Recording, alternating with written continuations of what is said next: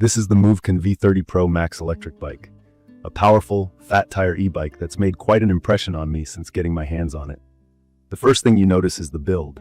It's got that chunky moped-style frame with a long seat, 20-inch by 4-inch fat tires, a solid double-crown fork out front, and just this overall rugged look that tells you right away it's not your average electric bike. Before I even got on the thing, I honestly wondered if I was about to ride a small motorcycle or a traditional bicycle. Spoiler, it leans much more toward the motorcycle side. From my experience, key features start with the motor setup. The MOVCAN V30Pro Max offers dual motor capability, meaning there's a 1500-watt hub motor in the front and another 1500 watts in the rear for a combined 3000-watt peak. There's a button you can press to switch between using just one motor, which is more battery-friendly, or both for max power. This is awesome on steeper hills or when you want that extra punch. I've ridden other e-bikes, but this dual motor setup is noticeably more powerful. When both motors kick in, acceleration is quick and you can really feel the torque, especially if you're heading up a slope or riding on loose surfaces like gravel or dirt trails. The speed really surprised me. After a few minutes of getting adjusted, I pushed it up to its top speed, and my GPS hit just over 35 miles per hour, which honestly felt intense for an e-bike. The frame feels stable at speed, but there is a bit of vibration that comes through, especially at max throttle. If you're into the thrill of speed and want something that keeps up with city traffic, this bike has that edge. I don't think I'd hit these top speeds all the time, but knowing the MOVCAN can do it is pretty impressive. Battery life is another highlight. There are two 48-volt 20-hour batteries, one in the tank and a second removable battery stored right under the seat.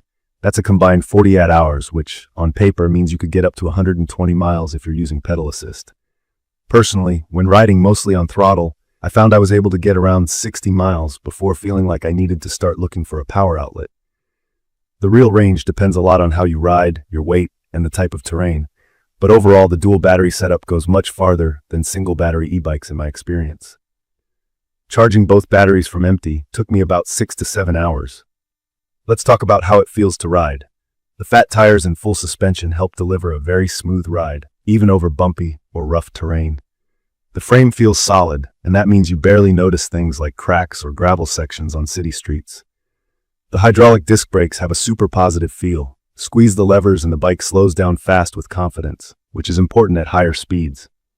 The seating is worth mentioning. It's a long, fixed height seat that sits about 32 inches above the ground. I'm around 5'11", and I felt like I had plenty of control and comfort, but I guess that if you're much shorter than 5'7", you might find the seat a bit tall. The seat doesn't adjust, so folks who like to be able to put their feet flat on the ground when stopped should keep that in mind. There are fold-out foot pegs at the back, so you can even take a passenger, but just remember, the total weight limit is 350 pounds. For my early days with the bike, assembly took a bit of time. It did come mostly pre-assembled, but you'll still need some basic tools, and the included toolkit isn't totally complete for every component. If you're not used to putting bikes together, you might want some extra help, but after everything was set up, the instructions were clear enough to get me rolling. The controls are simple and user-friendly. There's an LCD display that keeps you updated with your speed, battery status, and mileage, and it even has a USB-C charging port, which sounds minor until you need to top off your phone mid-ride. Cruise control works well too. Just hold the throttle down for a few seconds, and the bike keeps pace until you brake or twist the throttle again. It's a nice touch for longer, uninterrupted stretches of road. Pedaling on this bike is possible thanks to the Shimano 7-speed drivetrain, but to be honest, the MOVCAN isn't built for folks who want to pedal a lot. The geometry, weight, and high pedal position make it feel more like a light electric motorcycle than a true e-bike. For people who enjoy spinning the pedals for fitness, this probably isn't the bike. If you're like me and mostly want to twist the throttle and cruise though, it fits the bill perfectly. Getting to the bike's versatility, it's handled everything from daily commutes on city streets to weekend excursions out on gravel paths, and even through a couple of puddles thanks to its IP54 waterproof rating. I don't baby it when it comes to weather or terrain, and so far, it's handled everything with no trouble. Maintenance has just been the basics, keeping the chain lubed, cleaning the frame, and checking the tire pressure. There are definitely some things to think about before you buy. At 109 pounds, the MOVCAN V30Pro Max is heavy, which makes carrying it upstairs or loading it into a car a challenge. The fixed seat height means it's not for everyone. Cold weather can take a chunk out of your range, as batteries just don't perform as well in winter. And while assembly was fairly straightforward for me, I do wish the included toolkit had been more complete. In my opinion, it's perfect for someone who likes easy power, wants a stable ride, and doesn't want to deal with shifting gears or pedaling too much. It lets you cruise significant distances on throttle alone. I'd recommend this for those who are looking for a fast, capable e-bike for commuting, urban exploring, or just having fun off pavement. If your priority is speed, comfort, and a little bit of that motorcycle feel, the V30 Pro Max delivers. It's also a cool conversation starter.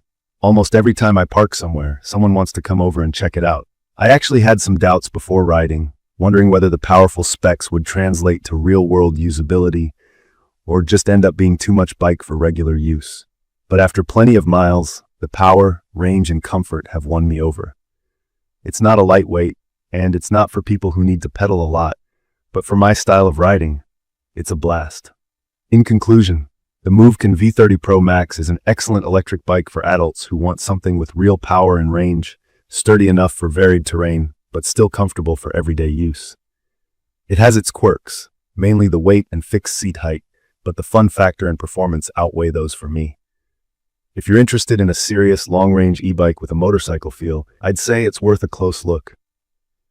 If you enjoyed this quick review of the MOVCAN V30 Pro Max and found it helpful, don't forget to subscribe to my channel and leave a comment with your thoughts or any questions you have about the bike.